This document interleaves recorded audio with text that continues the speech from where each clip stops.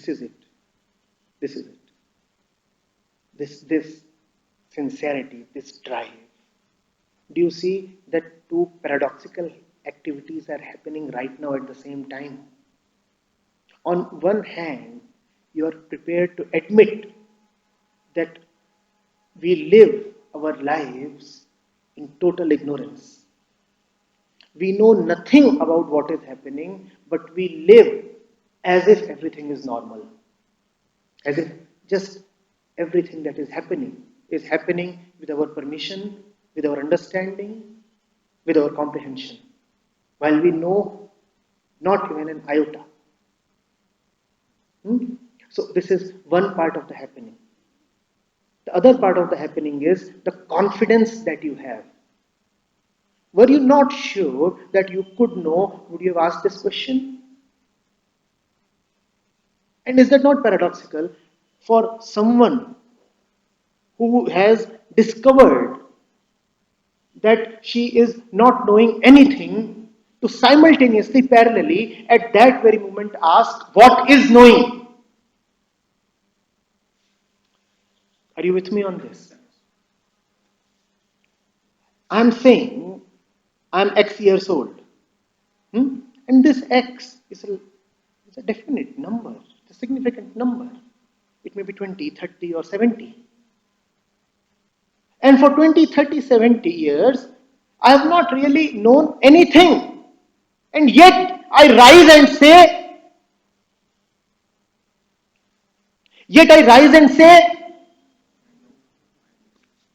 no, I don't know. She is not asking that. On one hand, I am admitting that my life has been a colossal story in ignorance. And at the very moment of recognition, I am also saying, what is knowing? Now, do you see what is happening?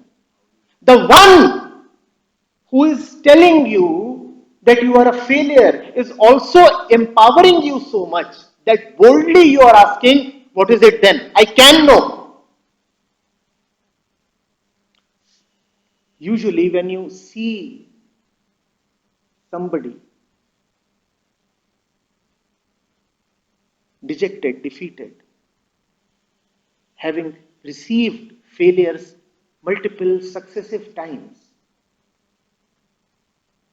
do you find him overflowing with confidence to try once more?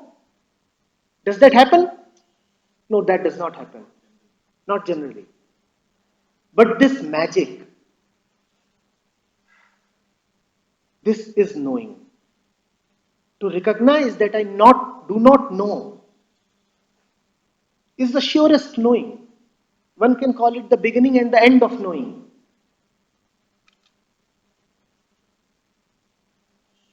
Do not strain yourself. Just take your knowledge lightly. We are full of knowledge. Once you realize that all this knowledge is actually worthless, not really central or essential, then do not try for more knowledge which is better than this knowledge. That is the mistake that we do. We say the knowledge that I have so far is insufficient or inadequate, so there must be some superior knowledge. Let me get that. No superior knowledge exists. People have gone to the extent of talking about the knowledge of truth, the knowledge of Brahman, the knowledge of Atman. Stupidity. All knowledge is just knowledge and at the same level. Have knowledge, play with it, it's a casual thing. Yes, so when you say what is water, what is glass, what is this instrument, what is this wall, there can be an objective answer. And whatever that objective answer would be, would go into your memory and become more knowledge.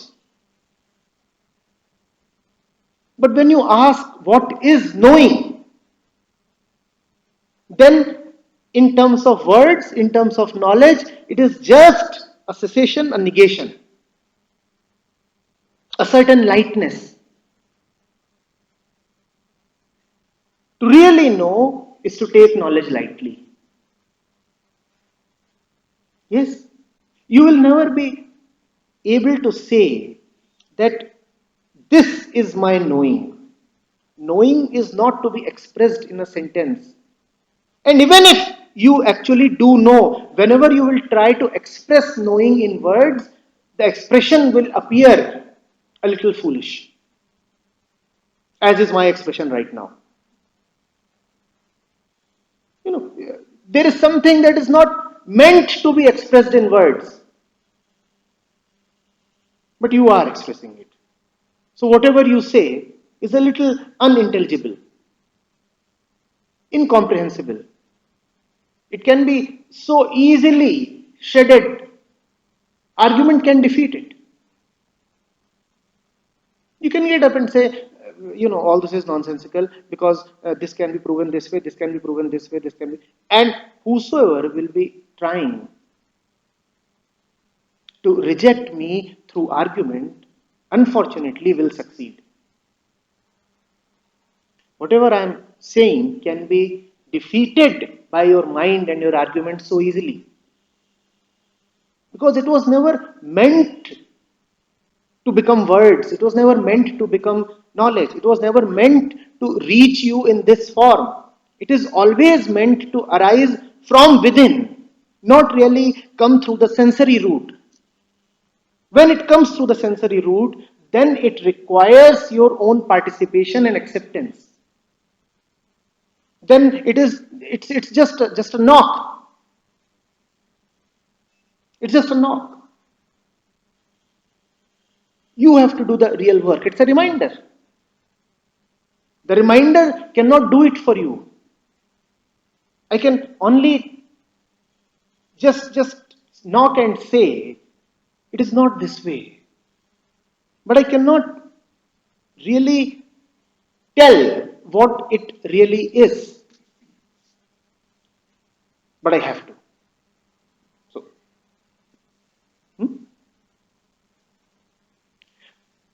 forget about telling others. Do not attempt to tell even yourself what you know. The wise man finds it wise to remain ignorant of his wisdom. He does not ever know what he knows, neither does he try. It is only when the situation arises that which he knows springs up. All of a sudden. He did not dial it, he did not call it, he did not summon it. It comes from somewhere. All that he knows is that it will come, and that is called the surrender of the mind. Are you getting this? So I do not know what I know, but when you will ask me a question, I will respond. From where I do not know, neither do I want to know. In fact, it is terrible when I already know what I know. It is even more terrible when I already know what you know and what you would ask. And it's so beautiful when I do not know what you know and hence what you would say, and I do not know what I would say. Therein lies a certain freshness. And that freshness is rejuvenating. Then you are young, really young. You are alive. You cannot die. Yes? So remain ignorant. Remain ignorant. Remain ignorant. I do not know. Life will call for a response. And then that which you are and that which is your knowing will come without calling. It is so intelligent. It arises on its own. Cometh the moment. Have you heard that? Cometh the man. That's what it is. I have not stocked it, not reserved it. It's not in my inventory. I do not know whether it is there or not. But let the occasion arise. Let the challenge come. It comes. I'm confident it comes. This confidence is called faith. I do not know whether you are there, but I very well know that when I will need you, you will come. From where? That I do not know, I do not want to know. If I think, then I will be afraid. If I start figuring out where you are and whether you can reach me, then I'll be even more afraid. I do not want to think. Not because I want to avoid thinking, not because I'm afraid of thinking, but because I know that thinking is not the right instrument.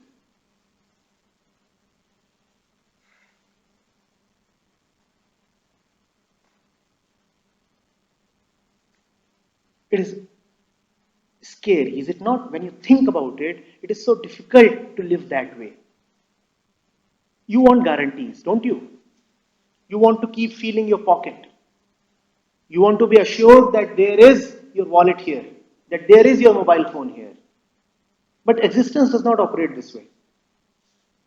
There is no mobile phone here, you are totally empty. But when you need it, it comes. From where? From where? From where?